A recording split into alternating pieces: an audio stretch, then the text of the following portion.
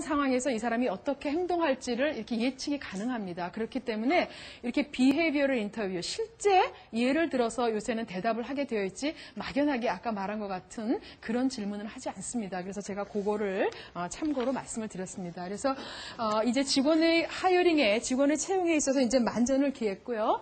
그러면 일단 직원을 뽑았으면 그 직원을 잘 관리하는 것은 이제서부터 또 매니지먼트의 일이죠. 경영진의 일이에요. 경영진도 아까 말씀드린 것처럼 언행이 일치돼야 되고 자신이 먼저 직원들의 타의 모범이 되어야 되기 때문에 그 책임감이 막중합니다. 그래서 항상 매일매일의 날에 있어서 아까 말한 것처럼 퍼플 프로미스, 자신의 약속을 지키는 것을 늘 생활화해야 되고, 그 다음에 사람을 뽑을 때 적재적소에 올바른 인재를 뽑아서 그 배치를 해야 되는 것이 그런 그 매니저의 일이고, 그 다음에 항상 회사가 앞으로 나아갈 방향에 대해서 직원들에게 늘 커뮤니케이션 해주고 직원들의 피드백을 들어야 하는 게 중요합니다. 그래서 직원들의 피드백을 듣는 방법으로 각 회사에서 하는 것이 여러 가지 방법이 있지만 페덱스에서는 어떻게 하냐면요. 오픈도어 폴리시 해서 페덱스의 부서장들은 항상 사무실의 문을 열어놓아야 됩니다. 그 문이 닫혀 있으면 안 돼요. 그래서 문을 열어놔야 직원들이 자신이 뭐 새로운 아이디어가 있다거나 아니면 자신이 좀 어려운 상황이 있다거나 이랬을 때 고충을 가서 의논하고자 할 때 항상 쉽사리 접근할 수 있도록 오픈도어 폴리시가 있고요. 그다음에 두 번째는 어떤 것이 있냐면 스킵 레벨 미팅이라고 해서 예를 들어서 저도 밑에 이사나 부장이랑 같이 직원들을 만나면 직원들이 이 사람들 눈치를 보느라고 자신이 하고 싶은 얘기를 저한테 직접 할 수가 없습니다. 그렇기 때문에 스킵 레벨, 그런 레벨을 스킵해서 그 사람들은 오지 못하게 하고 제가 일반 그 일선 직원들이랑 직접 이야기를 합니다. 그래서 스킵 레벨 미팅도 하고, 그다음에 1년에 2번 Let's Talk 세션, 말하자면 Let's Talk, 터놓고 이야기합시다. 이런 세션입니다. 그래서 회사가 나아가는 방향도 얘기하고 직원들의 피드백을 그때그때 듣습니다. 그래서 다시 말씀드리지만 이렇게 직원 중심의 경영을 한다는 것이 말로만 그치는 것이 아니라 정말 현장에서 여러 제도나 프로그램을 통해서 이렇게 생활화하고 있습니다. 그러면 마무리를 이제 지어가는 과정인데, 페덱스라는 회사가 어떤 회사인지 지금쯤은 여러분이 많이 설명을 들으셨을 테니까 잘 아실 거라고 생각이 되는데, 페덱스는 말씀드린 대로 1973년도에 시작을 했고요. 본사는 미국의 테네시 주의 멤피스에 있습니다. 혹시 멤피스라는 곳에 다녀오신 분 있으세요?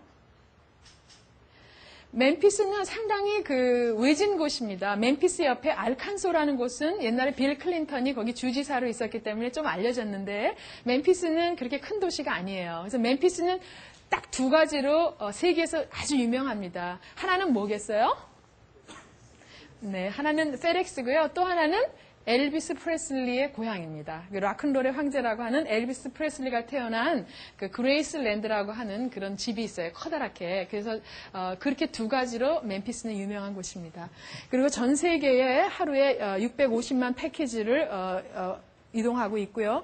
220여 개국 이상을 커버하고 있으며 전 세계에 약 29만 명의 직원이 있고 비행기는 670대가 넘습니다. 여기 비행기가 나왔으니까 제가 이 이야기를 안 할 수가 없습니다. 페덱스에서는 비행기를 새로 사잖아요. 그러면 비행기에 직원의 자녀의 이름을 붙여줍니다. 그래서 페덱스 비행기를 딱 보시면 앞에 빅토리아, 뭐 마리아 이렇게 그 직원 자녀 이름이 적혀져 있는데, 제 아들이 올해 대학생이 되었습니다. 그런데 제 아들이 초등학교 1학년 때 제가 우리 아들 이름을 가지고 응모를 했어요.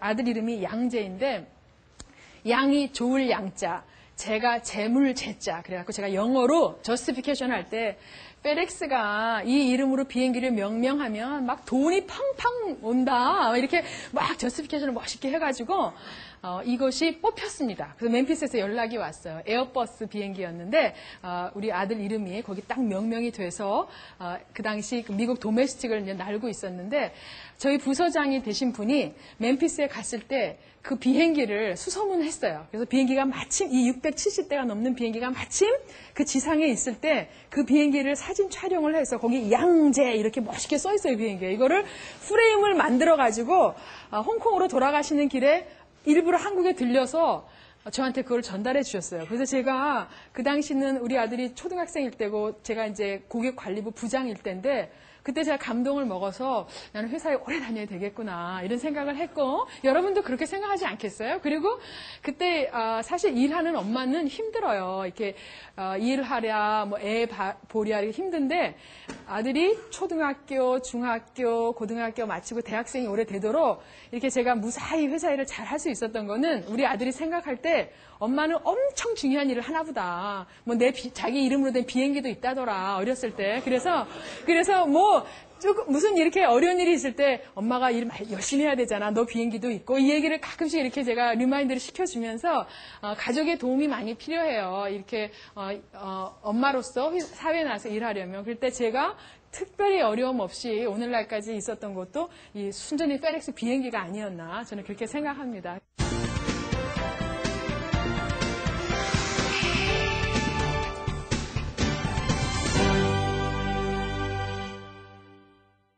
그럼 지금부터 질의응답 시간을 갖도록 하겠는데요. 궁금하신 점이 있으신 분들께서는 손을 들어주시면 마이크를 전달해 드리도록 하겠습니다. 예, 가장 먼저 손 들어주신 분께 기회를 드리죠.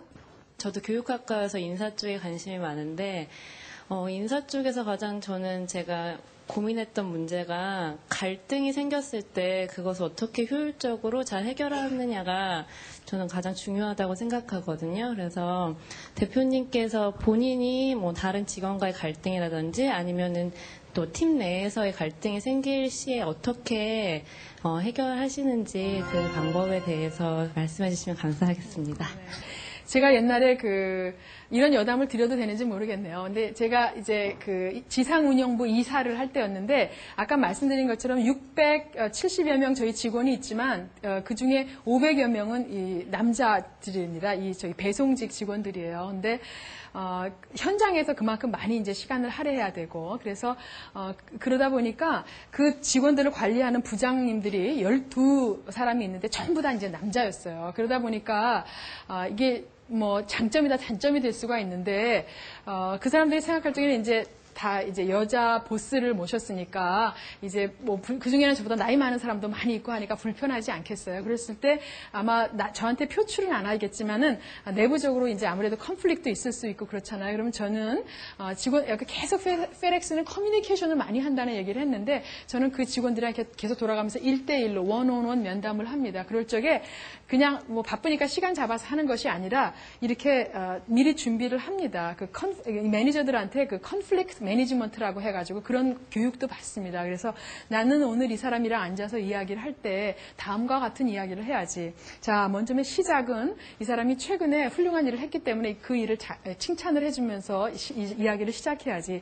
그 다음에 최근에 지금 이런 일 때문에 갈등이 생겼으니까 그렇게 된 계기가 뭔지 그거에 대해서 심도 깊게 얘기를 나눠봐야지. 그 다음에 이야기를 이렇게 마무리할 때 있어서는 다시 항상 포지티브하게 시작해서 포지티브하게 끝내는 게 좋습니다. 그래서 끝에는 자, 이제 뭐 이런 거는 이렇게 하면 해결이 될 것 같으니까 앞으로 우리가 같이 힘을 합쳐서 열심히 일한다면 좋을 거다라는 식으로 항상 이런 식으로 미리 준비를 잘 해서 피드백 폼을 만들고